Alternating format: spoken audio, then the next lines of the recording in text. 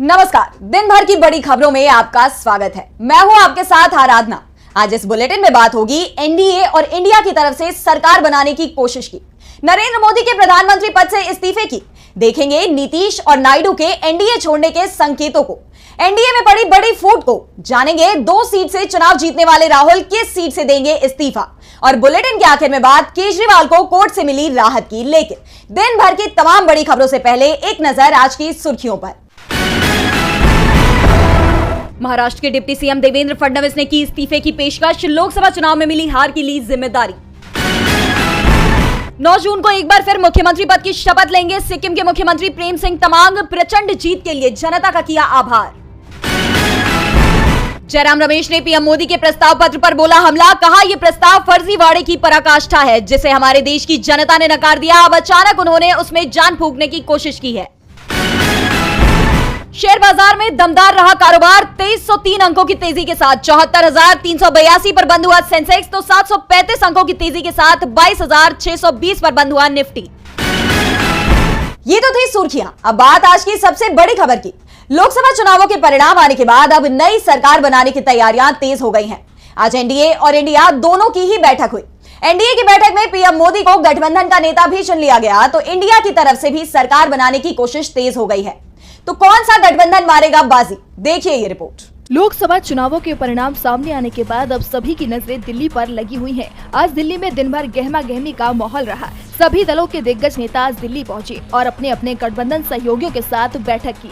NDA और India दोनों ही गठबंधन ने बैठक की। पहले एनडीए की बैठक हुई जिसमें सरकार बनाने का दावा पेश करने का फैसला किया गया। इस बीच राष्ट्रपति द्रौपदी मुर्मू ने मंत्रिमंडल की सिफारिश पर लोकसभा भंग कर दी। इस बीच एनडीए के बीच खींचातान मचने की खबरें भी आ रही है। एनडीए की बैठक के बाद इंडिया गठबंधन की बैठक हुई। ये बैठक कांग्रेस अध्यक्ष मल्लिकार्जुन खड़गे के घर पर हुई। इस मीटिंग से पहले कांग्रेस नेताओं की भी एक मीटिंग हुई। मीटिंग में सरकार बनाने को लेकर चर्चा की गई। मीटिंग में दूसरे दलों को भी इंडिया में शामिल कराने पर चर्चा हुई। दावा किया जा रहा है कि नीतीश कुमार और चंद्रबाबू को लेकर भी इंडिया गठबंधन में बातचीत हुई है, लेकिन अपनी रणनीति का खुलासा अभी तक इंडिया ने नहीं किया है। दरअसल इंडिया गठबंधन की तरफ से साफ कर दिया गया है कि अगर उन्होंने अपनी रणनीति सामने रख दी तो मोदी होशियार हो जाएंगे, इसीलिए वो अपने पत्ते बिल्कुल आखिरी में खोलेंगे। ऐसे में कहा जा रहा है कि इंडिया गठबंधन भी अंदर खाने सरकार बनाने में जुट गया है और बहुमत का आंकड़ा जोड़ने की कोशिश तेज हो गई है और नंबर जुटाने की कमान शरद पवार, लालू यादव, अखिलेश यादव और मल्लिकार्जुन खड़गे ने कमान अपने हाथ में ले ली है।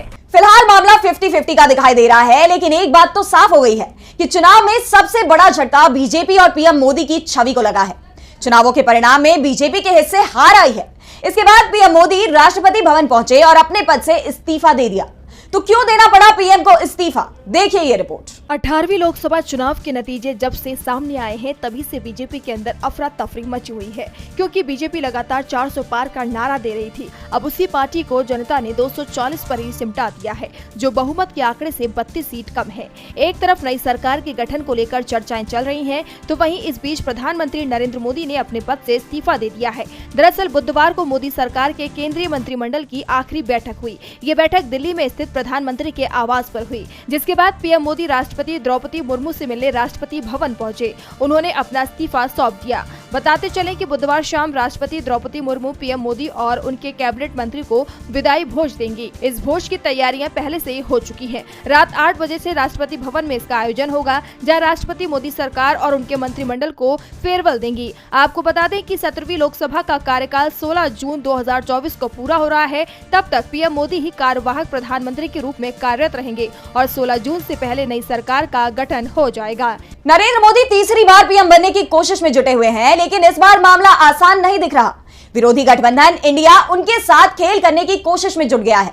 इस बीच संकेत मिल रहे हैं कि एनडीए में शामिल 2 बड़े दलों के साथ कई छोटे छोटे दल पाला बदलने की तैयारी में है, जिसके बाद बहुमत इंडिया के पास आता दिखाई दे रहा है। चुनाव के नतीजे साफ हो गए हैं। अब सवाल सरकार बनाने का है। बीजेपी इस वक्त अकेले सरकार बनाने की स्थिति में नहीं है, क्योंकि बीजेपी अपने बूते पर बहुमत हासिल नहीं कर पाई। तो वहीं इंडिया गठबंधन भी सरकार बनाने की जुगत में है। विपक्षी दल गठबंधन में बड़ी सेंधमारी की तैयारी कर रहा है।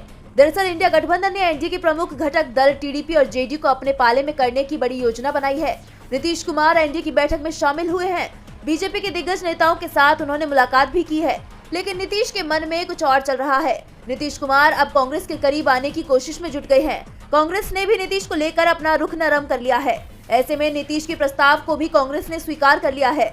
दावा किया जा रहा है कि देर रात राहुल गांधी के साथ नीतीश कुमार की बैठक होने वाली है। दोनों नेताओं की मुलाकात तय मानी जा रही है। इंडिया की तरफ से नीतीश को उप प्रधानमंत्री पद दिए जाने का प्रस्ताव दिया गया है। इसके बाद नीतीश कुमार की तरफ से भी संकेत मिल रहे हैं कि वो एक बार फिर पलटी मारने की तैयारी कर चुके हैं। तो वहीं समाजवादी पार्टी के मुखिया अखिलेश यादव टीडीपी नेता चंद्रबाबू नायडू को अपने साथ जोड़ने की योजना पर काम कर रहे हैं। सपा के पूर्व मुखिया मुलायम सिंह यादव और चंद्रबाबू नायडू के रिश्तों की तासीर को देखते हुए अखिलेश यादव को उन्हें मना कर अपने साथ लाने की जिम्मेदारी दी गई है। अब देखना यही होगा कि क्या इंडिया गठबंधन अपने इस मिशन में कामयाब होता है या नहीं। नीतीश कुमार और चंद्रबाबू नायडू के एनडीए छोड़ने के संकेत मिल रहे हैं, तो दूसरी तरफ एनडीए के अंदर टकराव की खबरें भी आनी तेज हो गई हैं। कई दल या तो गठबंधन बदलने की तैयारी में है या बीजेपी उनसे दूरी बना रही है। इसका असर यूपी और बिहार पर सबसे ज्यादा दिखाई दे रहा है। तो कैसे चुनावी हार से कमजोर पड़ता दिख रहा है एनडीए, देखिए ये रिपोर्ट। चुनाव खत्म होते ही नेशनल डेमोक्रेटिक अलायंस एनडीए भी बिखरने की कगार पर आ गया है। बीजेपी के इस गठबंधन में टकराव की खबरें सामने आ रही हैं। बुधवार को एनडीए की अहम बैठक बुलाई गई, जिसमें आगे की रणनीति पर अहम फैसले होने थे। इस बैठक में एनडीए के सभी घटक दलों को बुलाया गया था और सब शामिल भी हुए, लेकिन सुहेल देव भारतीय समाज पार्टी के अध्यक्ष ओपी राजभर, राष्ट्रीय लोक मोर्चा के प्रमुख उपेंद्र कुशवाहा और निषाद पार्टी इस बैठक में नजर नहीं आए। बताया जा रहा है कि इन्हें बैठक में शामिल होने के लिए न्योता ही नहीं दिया गया, जिसके बाद से एनडीए में टकराव की खबरें तूल पकड़ने लगी हैं। दरअसल सीट बंटवारे के वक्त से ही एनडीए में आंतरिक कलह की स्थिति बनी हुई है। उपेंद्र कुशवाहा को 2 सीटें चाहिए थी, लेकिन एक ही मिली, जिस वजह से वो बीजेपी हाईकमान से नाराज थे। हालांकि पार्टी ने बाद में उन्हें मना लिया था, लेकिन इस बीच चर्चाएं ये भी चल रही हैं कि पार्टी कुशवाहा को रास्ते से हटाना चाहती थी, इसलिए बीजेपी ने ही पवन सिंह को काराकाट से चुनाव लड़वाया। इन सब चर्चाओं के बीच एनडीए की बैठक में कुशवाहा का शामिल ना होना सवालों से घिर गया है। तो वहीं निषाद पार्टी को भी एनडीए ने एक भी सीटें नहीं दी थी। निषाद पार्टी का दावा है कि यूपी की 1 दर्जन सीटों पर उसका दबदबा है, लेकिन चुनाव परिणामों ने उनके दावे की हवा निकाल दी और अब एनडीए की बैठक में भी उन्हें नहीं बुलाया गया। ओपी राजभर से जब पूछा गया कि क्या सीटें हारने की वजह से उन्हें बैठक में नहीं बुलाया गया, इस पर उन्होंने कहा कि मुझे सूचना नहीं है, मुझे इसकी कोई जानकारी नहीं है। उनके इस बयान को लेकर कई तरह के सवाल उठ रहे हैं कि क्या एनडीए की एकजुटता में दरार पड़ गई है।